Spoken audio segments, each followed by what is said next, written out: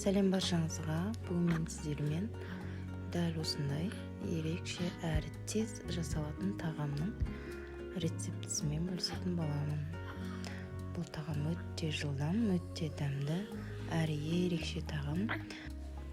Сіздерге ұнайды деген сенімдемін. Бұл тағамның атын шоқпа тағам дейді. Бұл өте дәмді, әрі оңай. Бір жасағаннан сіздерге ұнайтынына өте сенімдімін.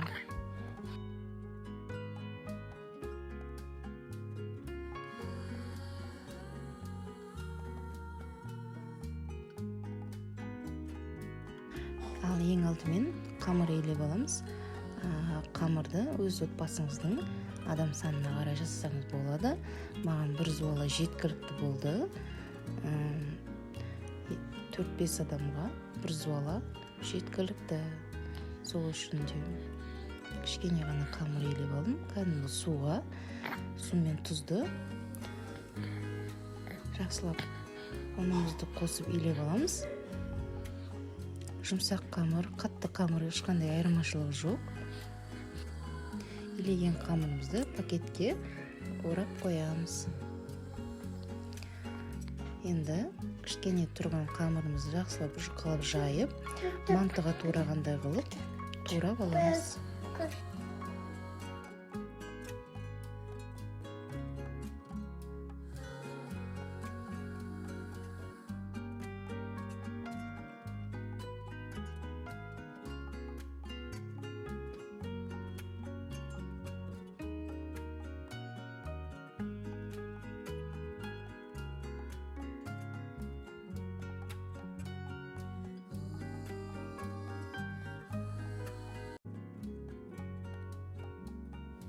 Дайын болған қамырымызды дәл осылай 4 бұрыштап турап, майға қуырып аламыз.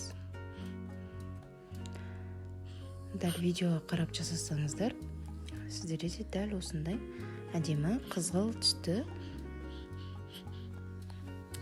дәмді жұқпа нандар пісіп шығады.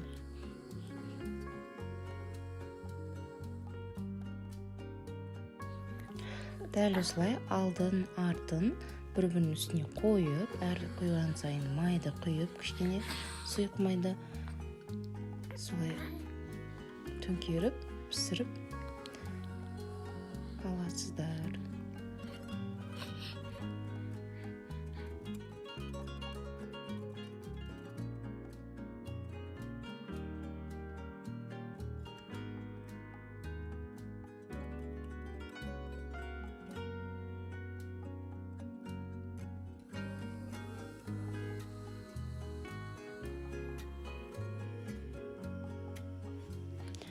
Дайын болған жұқпаларды бетін жауып қоямыз.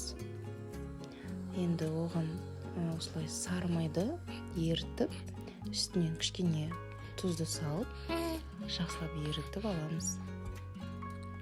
Бұны қазір жұқпаның үстіне құятын боламыз. Сол үшін де жақсылап ерітіп аламыз.